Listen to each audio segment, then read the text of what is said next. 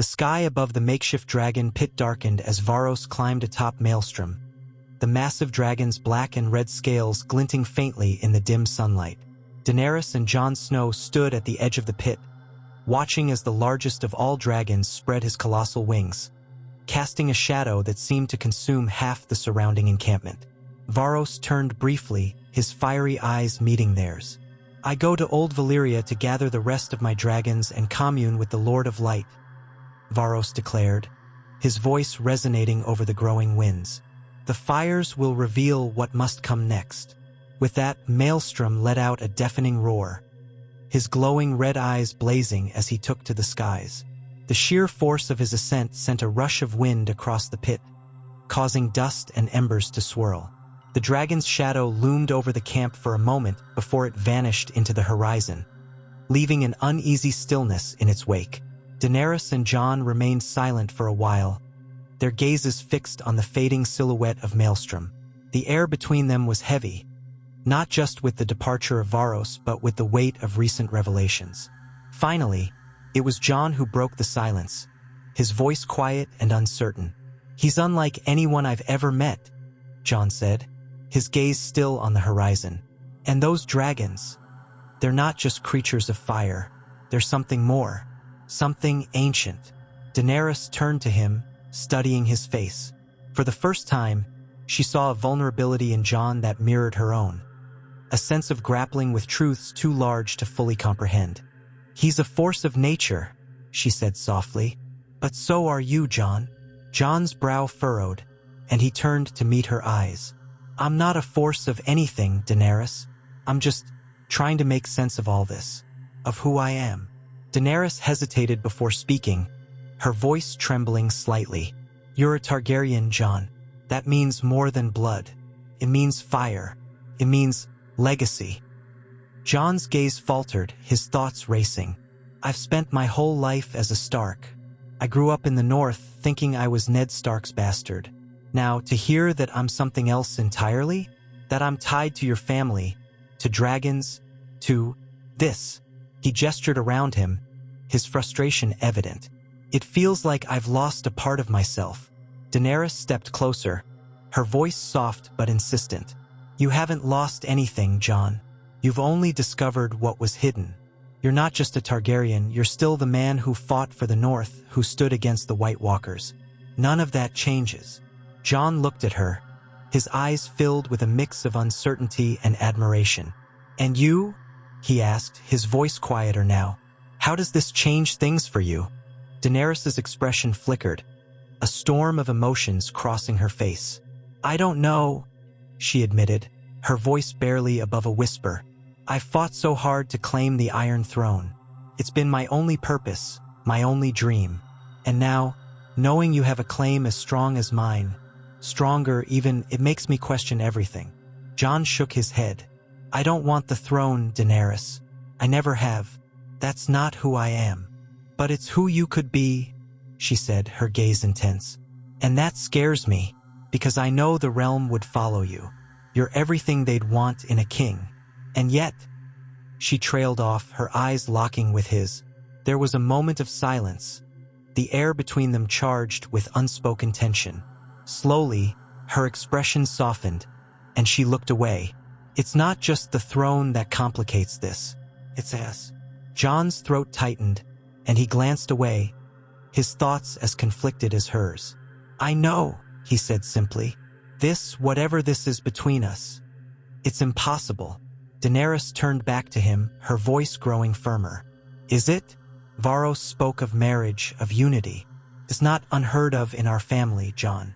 Targaryens have always kept their bloodline strong." Jon stiffened, his northern sensibilities clashing with the weight of her words. "That's not how I was raised. I grew up believing certain things about family, about love. It doesn't sit right." Daenerys stepped closer, her eyes searching his. "And yet here we are, drawn to each other, despite everything. Do you feel it, Jon? Or am I alone in this?" Jon hesitated, his breath catching as he met her gaze. "I feel it," he admitted quietly. "But that doesn't mean it's right." Daenerys smiled faintly, a touch of sadness in her expression. Right or wrong doesn't matter in the game we're playing. The only thing that matters is what's necessary. Their conversation was interrupted by the distant roar of another dragon, a sound that reminded them both of the world waiting beyond their personal conflict.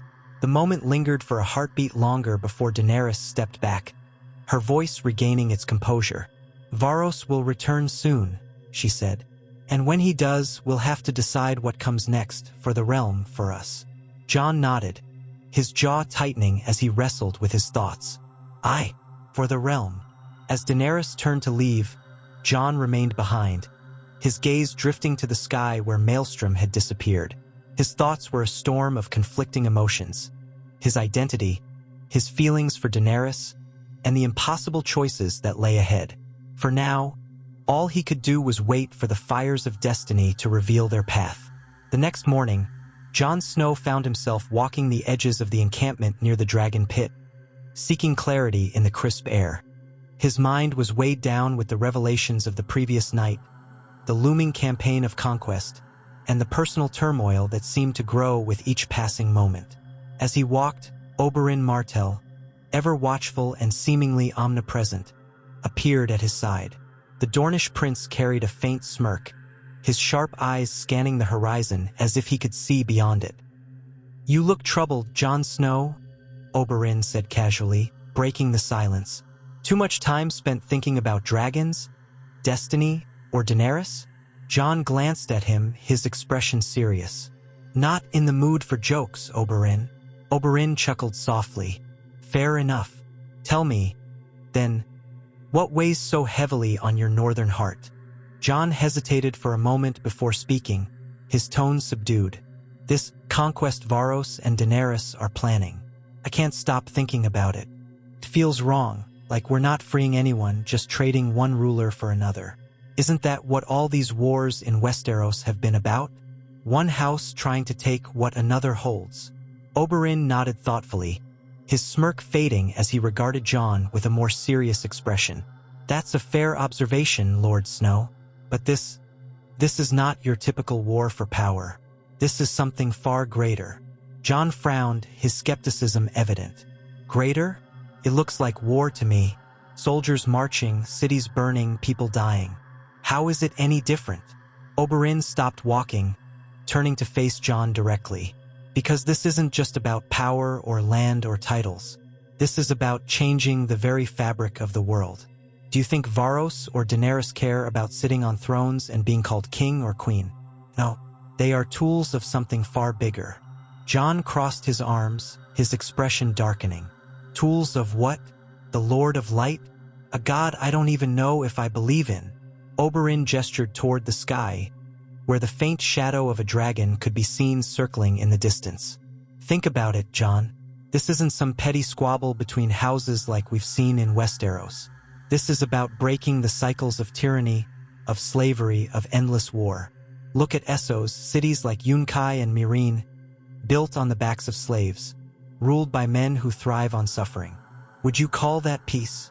Jon's jaw tightened, but he didn't respond, allowing Oberyn to continue. "In Westeros," Oberyn said, his voice growing firmer, "wars are fought for ambition, for pride, for revenge.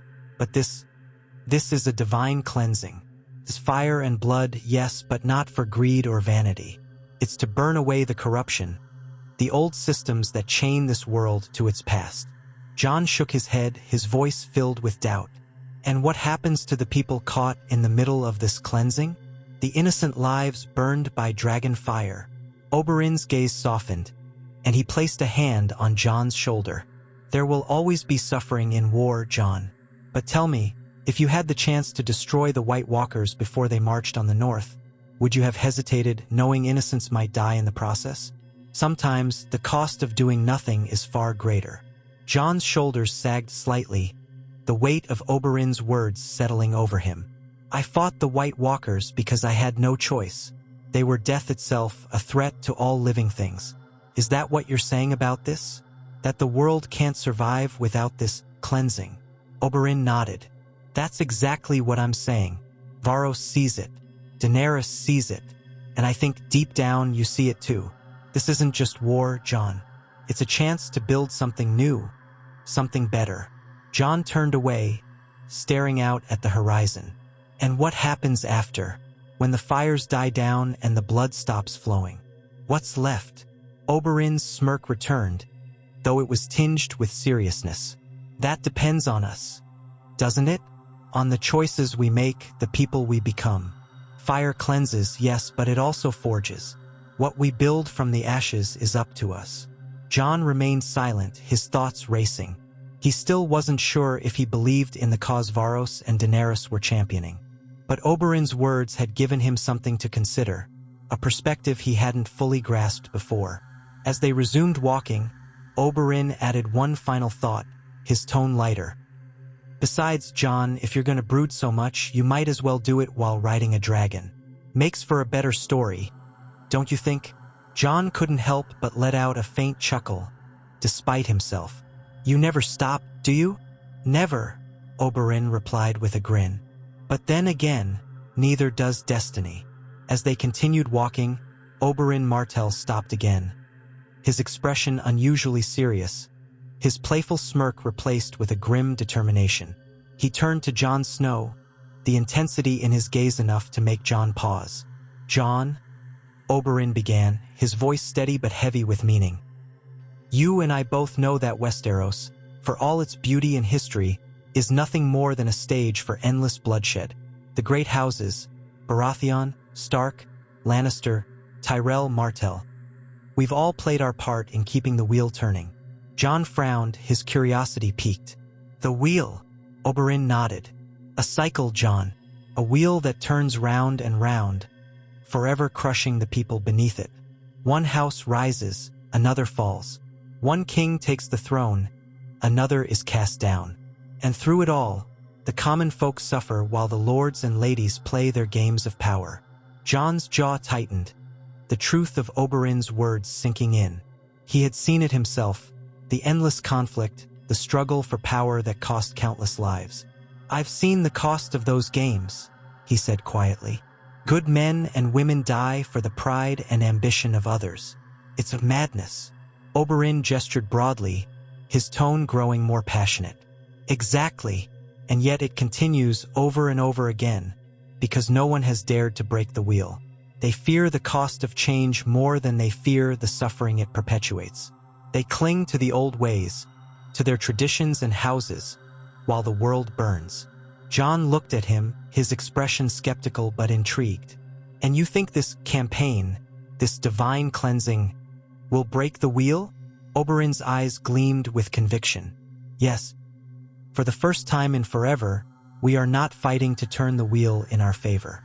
We are fighting to destroy it, to end the cycles of war and betrayal that have plagued Westeros for generations. Jon crossed his arms, still grappling with the enormity of Oberyn's perspective. And what happens when the wheel is broken? What do you replace it with? Oberyn smiled faintly, his tone softening. Something better, something that doesn't crush the people beneath it. That's the beauty of what Varos and Daenerys represent, Jon. They're not just fighting for a throne or a kingdom. They're fighting for a new order, one where fire cleanses and forges, and the old chains are broken forever. Jon's brow furrowed, his thoughts conflicted.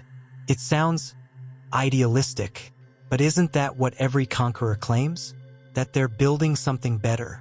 Oberyn stepped closer, his gaze unwavering. Yes, but most conquerors fight for themselves, for their pride, their ambition. This is different. Daenerys fights for the oppressed. Varos fights for a vision greater than any mortal man. And you, Jon Snow, you fight because you understand what it means to protect the living. Together, we have the chance to do what no one has done before. Jon looked away, his eyes distant as he stared at the horizon. The weight of Oberyn's words hung over him like a storm cloud. I don't know if I believe in visions or destiny, but if there's even a chance to stop the suffering, to change the way things are, maybe it's worth trying. Oberyn's smile returned, softer this time. That's all any of us can do, Jon. Try. But understand this. The wheel won't break on its own. It will fight back. The lords and ladies of Westeros will cling to their power, their pride, They're illusions of control. Breaking the wheel will require sacrifice. It will require fire and blood. Jon turned to him, his voice quiet but resolute. And what if we fail? What if we break the wheel only to create something worse? Oberyn placed a hand on Jon's shoulder, his grip firm. Then at least we'll know we tried. At least we'll know we dared to challenge the cycle, to give the world a chance at something greater. That Jon Snow is worth fighting for. Jon nodded slowly, his expression a mixture of uncertainty and determination. For all his doubts, there was truth in Oberyn's words. A truth that resonated with the part of him that had always fought for the greater good, no matter the cost. As they stood there, the shadow of a dragon passed overhead, a reminder of the immense power they wielded and the monumental task ahead of them. For the first time, Jon felt a flicker of hope, a belief that, perhaps, the wheel could be broken. In the quiet of her command tent, Daenerys Targaryen sat at a long table, a map of Essos spread before her, its edges weighted down with candles. The flickering flames illuminated her pensive expression as she traced her fingers over the territories still to be claimed. The silence was broken by the arrival of Oberyn Martell, his presence commanding yet uncharacteristically subdued. "Your Grace," Oberyn said, inclining his head with a touch of respect as he entered. "You seem troubled." Daenerys looked up, her silver hair catching the light. "Trouble doesn't begin to cover it, Prince Oberyn. Every step forward feels heavier than the last." Oberyn smiled faintly, taking a seat across from her. Victory never comes easily, especially when it carries the weight of justice. Daenerys tilted her head, studying him. "And what justice do you seek, Oberyn? For the Targaryens? For your sister?" Oberyn's smile faded, his expression darkening as his hands clasped together. "What the Lannisters did to my sister, Elia, and her children cannot be forgiven. It was not just murder, it was a statement, a message to the world that no one, not even the royal family, was safe from their cruelty." Daenerys nodded slowly, her voice quiet but filled with shared pain. "I was just a child when my family was slaughtered. I grew up hearing stories of how my brother, Rhaegar, and his wife and children were murdered, how the Lannisters betrayed us to Robert Baratheon. And now I sit here, planning the conquest of Essos, while those who spilled Targaryen blood still sit in their golden keep." Oberyn leaned forward, his voice low and intense. "That blood cries out for vengeance, Daenerys. Not just for the Targaryens, but for Elia, for her son and daughter, innocents butchered by the Mountain under Tywin Lannister's orders. I swore then that one day I would see their crimes repaid in full." Daenerys's expression hardened, the fire in her eyes reflecting the flames around them. "And you think that day is coming?" Oberyn's smile returned, though it carried none of his usual humor. "It will come, Your Grace. Once we take Essos, once we raise the banners of fire and blood across these lands, we will turn our gaze westward, to Westeros, to King's Landing." Daenerys exhaled slowly, her voice measured. "And what then? Will we burn them all, Oberyn? The Lannisters, their allies, everyone who dared to stand against House Targaryen?" Oberyn's gaze sharpened, his tone unwavering. "No, only those who are guilty, only those whose hands are stained with the blood of the innocent. Justice, Your Grace, not mindless slaughter. But Tywin Lannister, Cersei, Jaime, they are guilty beyond measure. And for them, there will be no mercy." Daenerys sat back, her mind racing as she considered his words. "I've always believed in breaking the wheel, in creating a world where power doesn't come from fear and bloodshed. But what you speak of vengeance, it's dangerous." Oberyn's voice softened, though his conviction remained. "I do not speak of vengeance for its own sake, Daenerys. I speak of justice, the kind that burns away the rot so something new can grow. You and I, we've both lost too much to let the Lannisters go unpunished. But justice must be tempered with purpose. We will not simply destroy them, we will ensure that their crimes end with them." Daenerys leaned forward, her expression fierce. "And what of the innocent Lannisters, the children, the small folk who bear their name but not their sins?" Oberyn nodded, acknowledging her concern. They will not pay for the crimes of their fathers. But Tywin, Cersei, Jaime, and their ilk, they are symbols of the corruption that has plagued Westeros for far too long. Their fall will mark the end of the old world. The room fell silent for a moment as Daenerys considered his words. Finally, she spoke, her voice resolute. When the time comes, we will deal with the Lannisters. But for now, our focus must remain on Essos. We cannot lose sight of what's in front of us. Oberyn rose, his smirk returning faintly. Of course, Your Grace. One battle at a time.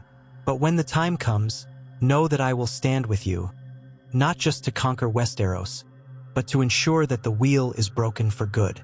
As he left the tent, Daenerys remained seated, her thoughts heavy with the weight of past losses and the uncertain future. For all her desire to bring peace and justice to the world, she couldn't ignore the fire burning within her, the fire that longed to see the sins of the past answered with the fury of a dragon.